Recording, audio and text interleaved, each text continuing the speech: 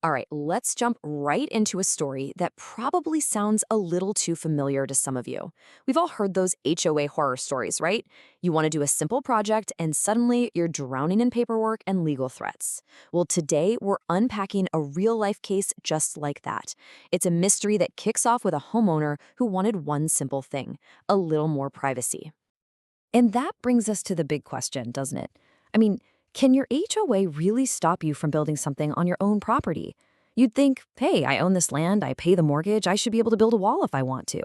But as one guy found out the hard way, the answer, well, it's way more complicated than you'd expect. And this right here, this is the piece of paper that turned a neighborhood disagreement into a full-blown legal case. Let me introduce you to Richard Long. He's a resident of the Pebble Creek Resort Community, and when his HOA told him no, he didn't just shrug and walk away. Oh no. He took the fight to the next level and filed a formal petition with the state. This wasn't about neighborly chats anymore, this was official. So, what was this grand, controversial project that sparked all this drama? You're probably picturing something huge, right? Nope. It was a 10-foot-long, 6-foot-high block wall. That's it. The whole point was just to get a little bit of privacy for his patio. Super simple, totally understandable. Now, to be fair, the HOA didn't just say no and walk away. They offered an alternative. Sort of. They had this pre-approved privacy panel he could use. But for Mr. Long, this was a non-starter. He called it unsightly and flimsy. And get this, the rules said it had to be built 3 whole feet away from the property line. Kind of defeats the purpose of a privacy screen, right? So he stuck to his guns. He wanted his sturdy block wall, built just a foot inside his own property line. And this is where things get really interesting. I mean, it seems like such a reasonable request. Why on earth would the HOA fight so hard against a simple block wall? What was their big problem? Well, here's their reason straight from the source. The HOA was obsessed with something they called the parallel wall problem. See, they were playing out this future scenario in their heads where, what if the neighbor also decides to build a wall? Then you'd have this weird, narrow gap between the 2 walls that nobody could get to. And they were convinced that this no man's land would just fill up with trash, leaves, bugs, nests, you name it. Okay, so with both sides at a total stalemate, the HOA comes back to the table. They offer a compromise.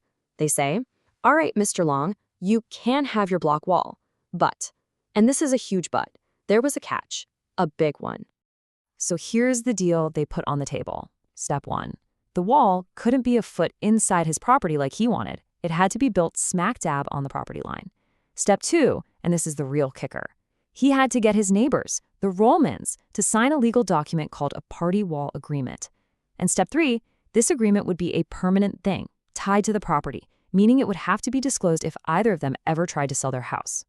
So Mr. Long takes this proposal next door to his neighbors, and their answer? A big, fat nope. They refused to sign.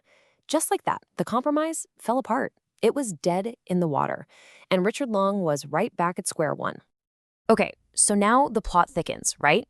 It's really easy to just paint the neighbors as the bad guys here, being totally uncooperative, but the Rohlmans had their own list of reasons for saying no. And honestly, when you hear them out, you kind of start to see where they're coming from. They actually sent an email explaining their side.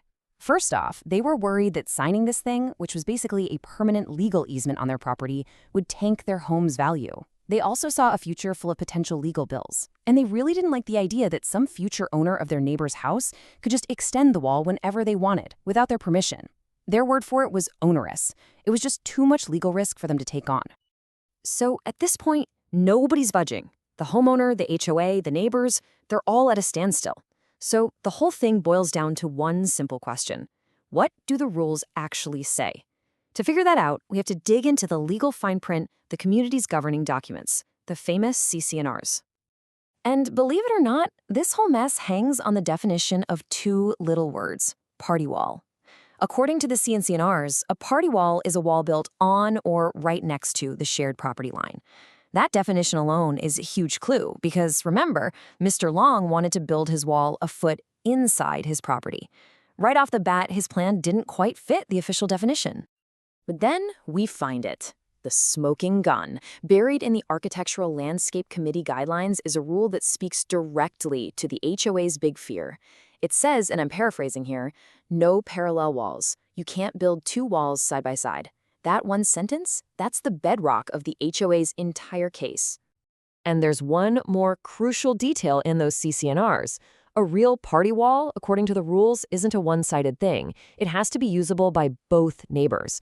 So Mr. Long's plan for his own private wall that only he could use, well, that flew right in the face of this core principle of shared access.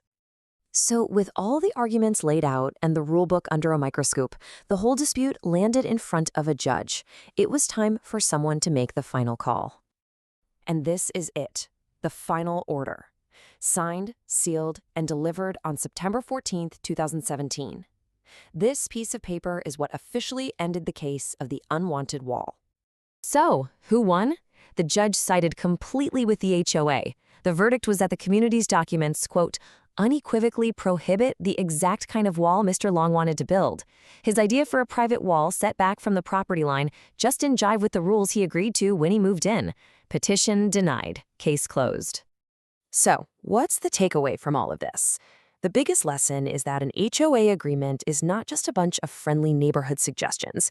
It is a serious, legally binding contract. All that fine print, all those definitions, they have real power. And it just goes to show you that reading and understanding those rules before you buy a place or start a project is so, so important. Which leaves us with one last thing to chew on. We've seen the rules, we know what the judge decided based on the letter of the law.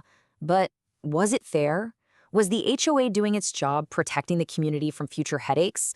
Or was this just a classic case of a homeowner's simple, reasonable request getting crushed by bureaucracy?